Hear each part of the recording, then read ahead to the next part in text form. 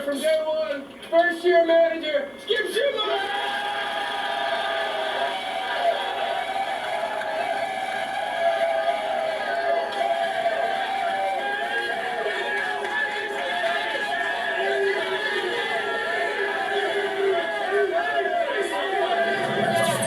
Here with head coach Brant Brown. Brant, this is fun, huh? You've been through a few of these. 6 years in a row, but I'm not going to toot my own horn, but this is a little more special. You know, to come from where we were as an offense and a team, to be in this position and to see this brings a tear to the eye.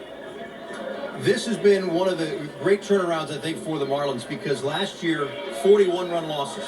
This year, 30-some-odd one-run wins. Where does this resiliency and belief come from? I think it comes personnel, leadership. You know, like you try to instill characteristics and an environment that teaches them not to give up, and then teach them ways on how not to give up, and then things to do on how to help you not give up. And we put it to work.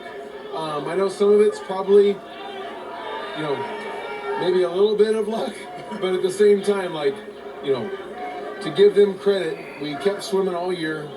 We never were down. And something that we talked about before is like, why not make the first and second inning just like the 8th and the 9th? Just make it easier. But we like to make it difficult, and that's okay. But moving forward, like, it's going to be important for us to keep that resiliency. Yeah, and a huge credit to you, because there's been so many guys that have been good this season, but also that have made strides from last year to this year. Who are some of those that you saw when you got the job and said, okay, let me take player X, and now that player is way up the pedestal? I mean, there's a few of them on the list, but for me, like, my job is to increase their value. And every guy has an opportunity to increase that. And we tried to extract as much as we could and teach them about the game, right? It's not all about trying to hit it as hard as you can, you know, not trying to hit as far as you can. For us, the first factor was like, put the ball in play, do what the game's calling for, and there's no run that's not important. You don't know which run's going to win the game. And they've started to learn that. They started to execute. You saw today, like, moving guys, using the hole, sack fly yesterday with Jazz. Like, that's how you train them to win in the postseason. And hopefully when you revert back to your training, because you don't rise to the occasion, is we can do it. Congratulations, man. Great job this year. Enjoy this. It was the best. Yeah, it was the best. We're going to be live. Jake Berger just asked me, are we live? We're going to be. We are right now, and I'm with another JV. Josh, you and this guy acquired at the trade deadline to lengthen this lineup. That's exactly what you did. How would you describe the way that you feel that you have just become such a key part of this team? Honestly, I'm just happy for the opportunity. I know Kim did a great job acquiring Jake and I. I couldn't be more excited to play for this squad. Woo! Woo! It feels so good. I feel like this coaching staff did such an amazing job preparing me. Let's go! Woo! Tanner Scott getting in on the action too. When you hit that double in the 8th inning, you came back into the dugout. Everybody crowded around you, started jumping up and down and saying, JB, JB, JB. What was that moment? There's nothing like it. Obviously, you play this game to win, but to play it at this level in the big leagues, games that matter, come through in the clutch there, it means the world to me.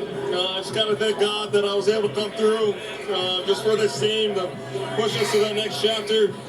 We decided that it starts next week. In the last couple months, what have you learned about why this group of guys is so special?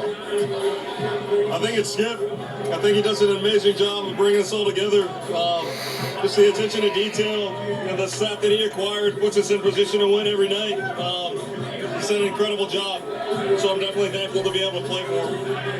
In the past couple of months, what have been some of your favorite moments with this team? I mean, shoot, the first night was sick. Coming back against the Phillies, the 3-homer night, back to back, solely in a rise. The comeback against the Yankees, that was incredible. Berger's first walk-off. Woo! I mean, there's countless. It's been one hell of a ride, and I'm excited for that next chapter. Pretty incredible to be able to name those many moments over the span of a month. Thank you so much, John. Awesome. Thanks, Jess. Appreciate it. Let's go. It's amazing how your life can change in baseball. It gets traded at the deadline. Berger and Bell come over here, and they're having these experiences that the Marlins haven't experienced in 20 years in a full season. It's completely different than 2020, not to take anything away from making the playoffs in a 60-game season. How about Bell? 26 RBI since they picked him up, and in this series alone, 2 big doubles in the 8th inning. Last night, they're down 3-0 in this game when he came through with a big hit. Yeah, this is off of Selby. It was a breaking ball. It was a 1-2 breaking ball, so Selby was ahead of the count, and he hits it off the right field wall, and this is going to play 2. Huge double there. He winds up sliding in safely at second. And this is after, remember, he got smoked in the knee and had to hobble around the bases in New York. And then tonight in the 8th inning, I mean, what a job he did. You watch it right here, gets another pitch up and out over the plate and absolutely crushed it. I mean, this is a key double here. It also plates a couple runs. I mean, yeah, they could have walked him too, Nelly. Because first base is open, exactly. After the wild pitch, runners moved up, and that's a deep part of the park there. I thought it might get out, but that is deep in the left field at that spot where actually this was 2 outs too. It was a big 2 out. Huge. Made a 4-2 game, a 6-2 game, and kind of put the game away. Oh, it definitely did. Those tack-on runs, and that way it makes it a little bit easier breathing room because you asked Scott to get 4 outs. Usually it's just him pitching the 9th inning, and he had to come out and get that last out in the bottom of the 8th inning, and then pitch the bottom of the 9th to close it out. So any kind of add-on runs, tack-on runs you can get. So both those at-bats were huge, and they're going to go into Tuesday and, a whole different atmosphere. But at least they're going to go in with confidence in knowing that this team, if they keep the same mentality, that they can do it and they're never out of the game. All right, here's the Killer Bee since joining the Marlins, 52 games apiece. Both of these guys, just huge production from them, 28 RBIs from Berger, 20 homers from them combined. Not so sure they're popping champagne without these two playing. I don't think they are, Nelly. I have to agree with you. They gave them production over at third base they weren't getting, and production over at first base that certainly they weren't getting to this degree. Not only the ribbies, which you kind of expect a little bit, look at the batting average and the OPS for these guys. Well, Berger was hitting, I think, around 200 with the White Sox. Yeah. He wasn't doing well. He came over here. Brent Brown did a great job. Just gave him some things like baseball sayings that really resonated with him, and that's how he started kicking in. Even Bell. I mean, Bell was with the Guardians. The Guardians were in the race. They're in the Central Division with the Twins, and all of a sudden they started dismantling their team, and comes over to a great atmosphere. And nobody knew what was going to happen. I mean, you didn't know it, especially the way the Marlins started in the second half. I mean, they just could not do anything through the first 3 weeks of the season. Yeah, and maybe all the way till August 1st. You were like, oh, they're just playing their way right out of it, and then they turn everything around. Off a 7-3 win in Pittsburgh, the Marlins are next to the last day of the regular season have clinched a playoff berth. Let's get back to the clubhouse. Tanner Scott. Wow, what a season. You know what?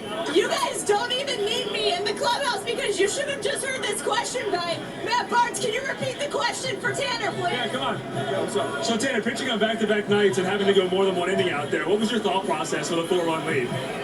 Get outs. I don't care how I get them, just get outs. I mean, ground balls, fly outs, strikeouts, it really doesn't matter. Just get outs and celebrate. Through the first 2 batters, you had 2 punch-outs on 6 pitches. At any point, did the immaculate inning cross your mind? You know this answer, Matthew. Yeah, I do. You came out to the mound, I was like, I was going for it. You didn't swing at it, the first slider, and I was like, well, shoot. What does this moment feel like for you, being in here celebrating with everybody? Unreal. I mean, I know you've done it, and you've been through the whole thing, but it feels awesome. I mean, we got to keep going. So this is the first celebration. Amen to that. The first of many. The only thing I want to know, because Matt Barnes crushed it. Less than a... He is actually really good. What? Valley and player? Yeah, I'm like on the cusp. I'm a broadcast player coach. I cover all 3. It's amazing. It's quite the resume. The one thing I want to know, less than a week ago, you had a little boy. Your wife told you, go make a playoff push. what do you want to say to Maddie and baby Bo? I'm gonna let you take this one. Why do you think I do that on camera? Love you. I mean, I'm not gonna cry. I'm not one that shows emotion, and thank you for the support. I mean, she was a champ during the whole pregnancy, and then when it came to delivery, I mean, she was awesome, and I love him. Paul said Tanner's Sky. He's having a baby too. It's all about me and about him too. Congratulations for all the new babies, guys.